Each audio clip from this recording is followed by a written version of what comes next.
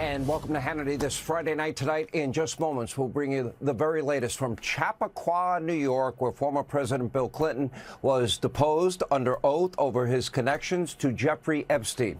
We're going to tell you what he said, including a moment that Democrats did not see coming. President Bill Clinton, in his own words, exonerating President Trump. But we begin this Friday night with this Fox News alert. Leave immediately while commercial flights are still available. That is the message from America's embassy in Israel. We are now on the precipice of major action against Iran. Now, keep in mind, 8 days ago, on February 19th, President Trump gave the mullahs in Iran probably 10 days to get serious about a nuclear deal. Unfortunately, it does not appear that the rogue regime is ready to comply. Take a look. Well, they should make a deal, but they don't want to quite go far enough, and it's too bad. Look, we've been playing with them for 47 years, and that's a long time.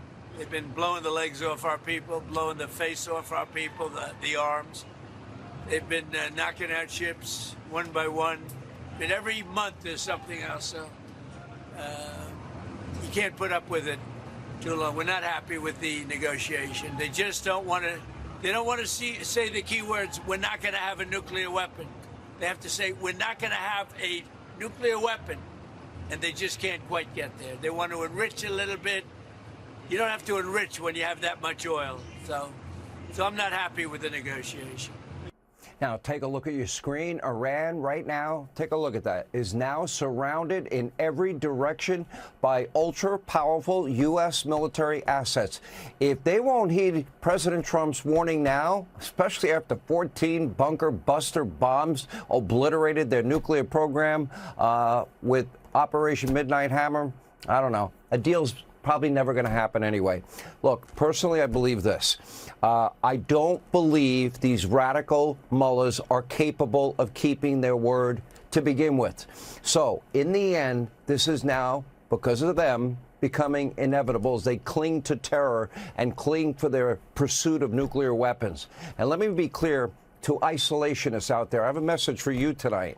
Yes, of course, there's always a risk in any military operation, but we've got to understand a simple, basic, fundamental truth of life, and that is, unfortunately, I wish it wasn't the case, evil does exist.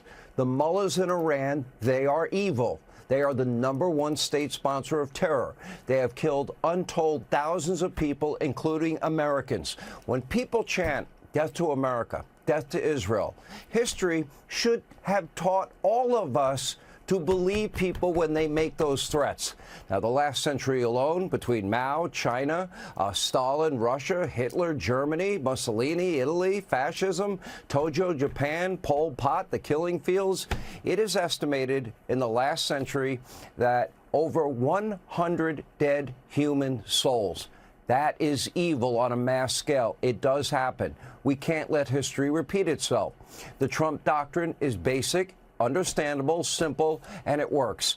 No boots on the ground, no forever wars. For example, he took out the ISIS caliphate, the convert or die cult that it was. It had to be stopped. He took out Soleimani, the terrorist that he was. He had to be stopped. He took out Baghdadi and associates. They had to be stopped. And the radical Islamic fascists in Iran cannot have nuclear weapons ever. Hence, he wiped out and obliterated the nuclear facilities. Now, one thing Obama and Biden did teach us, appeasement does not work. Is this dangerous? Yes. But what weapons will this radical regime have in 6 months, in a year, in 2 years? You willing to take that risk for the United States of America? They want a nuclear weapon to hit the continental USA. We can't take that risk. Now, on this night, as it seems that military action may be imminent, we send our prayers out to our military service men and women, our brave men and women.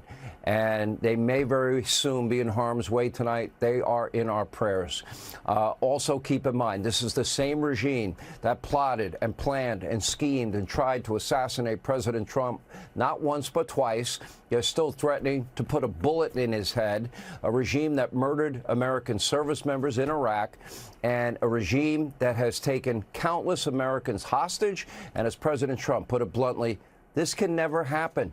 We should all be grateful for a president like President Trump that has moral clarity in moments like this. So now we wait and we look to the skies over Iran. Hey, Sean Hannity here. Hey, click here to subscribe to Fox News YouTube page and catch our hottest interviews and most compelling analysis. You will not get it anywhere else.